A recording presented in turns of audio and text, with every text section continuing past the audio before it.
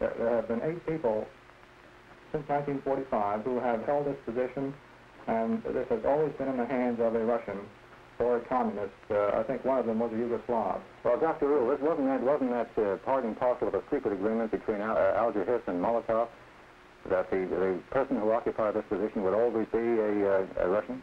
This is true. I think they had a tacit agreement that the position would always be held by a communist, by a Russian national. And wasn't Alger Hiss the first Secretary General? Pardon? Was Alger Hiss the first Secretary General of the United Nations?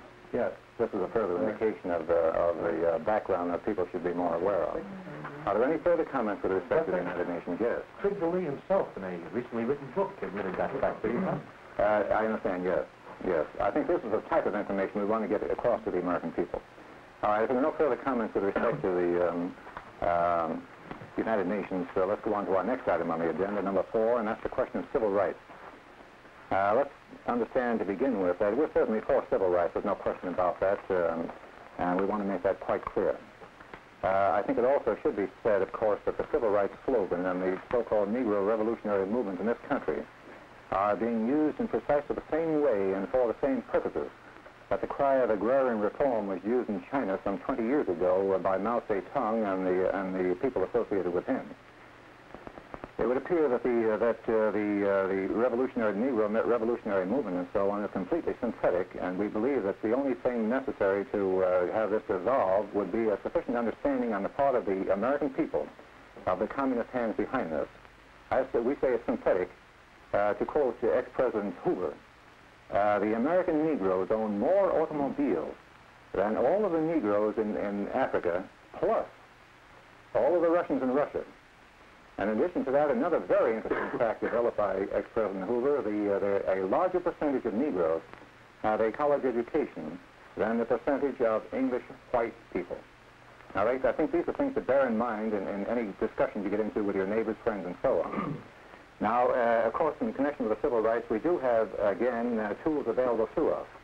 We have the so-called civil rights packet, which includes a book called Color, Communism, and Common Sense by Manning Johnson. I think you all know that Manning Johnson was a Negro who ascended quite high in the ranks of the communist conspiracy and ultimately became aware of the fact that the Negroes were being used for communist purposes.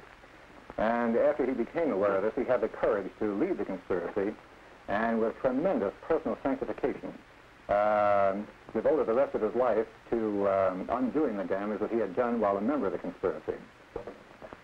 This is available in the chapter library. It, of course, is also available from the American Opinion Library and so on, and we highly encourage the broad distribution of this. Professor? Yes. Didn't Manning Johnson meet an accidental death under somewhat strange circumstances after he wrote his book? Yes, Bob, this is uncharacteristically true. It is not known that any Negro who has ascended to any heights in the conspiratorial arrangement of the communists and thereafter defected lasted very long. They all came to untimely and invariably violent ends. I believe that when Manning Johnson wrote his book and allowed it to be published, he knew that he was signing his own death certificate. As a consequence, I think we all owe his memory, owe him a great deal. I believe he's a genuine patriot. All right, and item number 5 on the permanent agenda is the Liberty Amendment. The Liberty Amendment. And to encapsulate this in short order, there is nothing in the United States Constitution that permits or allows the federal government to participate in in business ventures. It is a matter of fact that over a period of time, the federal government has gradually built up a major interest in business. It is now operating through approximately 700 corporate entities, a vast empire of enterprises, which have an annual cost of approximately $50 billion. $50 billion a year. Now, none of these enterprises pay taxes, and none of them pay rent. And certainly, we have no evidence that any of them produce any profit.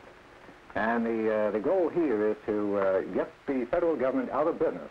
Now, if you get them out of these businesses that cost $50 billion a year, it's painfully obvious, or delightfully obvious, whichever way you prefer to put it, that the government will no longer need the approximately $42 billion of income it receives now from the graduated income tax.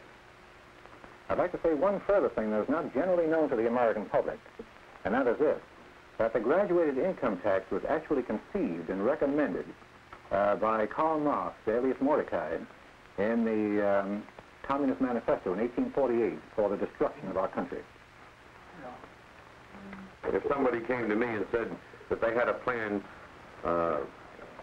through which I could stop paying my income taxes and yet not hurt or injure my government, I think my reaction would be, it sounds like a great idea, tell me more about it. Yes. Well, all right, then the basic idea is wherever you can and however you can, all within the area of legitimacy and so on, support the Liberty Amendment people. All right? Now, do we have any further comments with respect to the Liberty Amendment?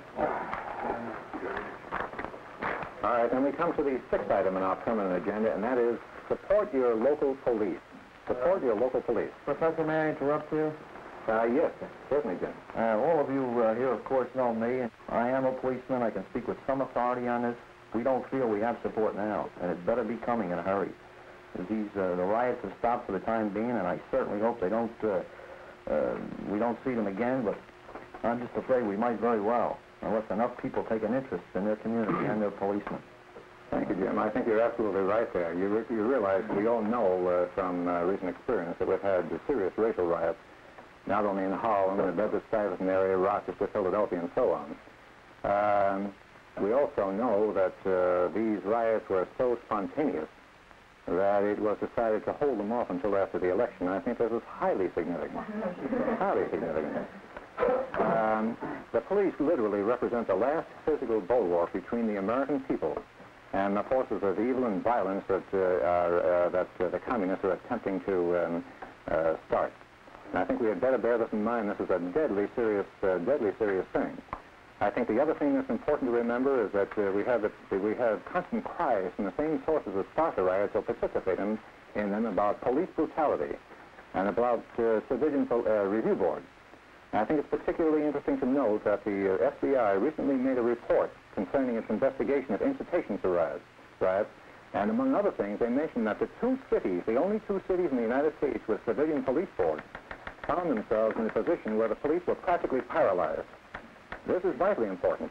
I think the society was among the first to recognize that it was a major communist objective to paralyze and demoralize the police, fully recognizing that if they can do that, then they're free to indulge in their normal pastimes of murder, arson, rape, and.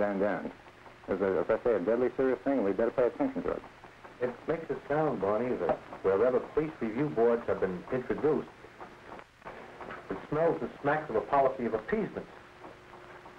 And it puts me in mind of Hiram Mann's bold reflection concerning appeasement when he had said that all men lose when freedom fails, for then the best men rot in stinking jails, and those that cry appease, appease are hanged by those that they try to please. It's very appropriate. I think it's very appropriate, and of course, that you use the poetic touch to many of our problems.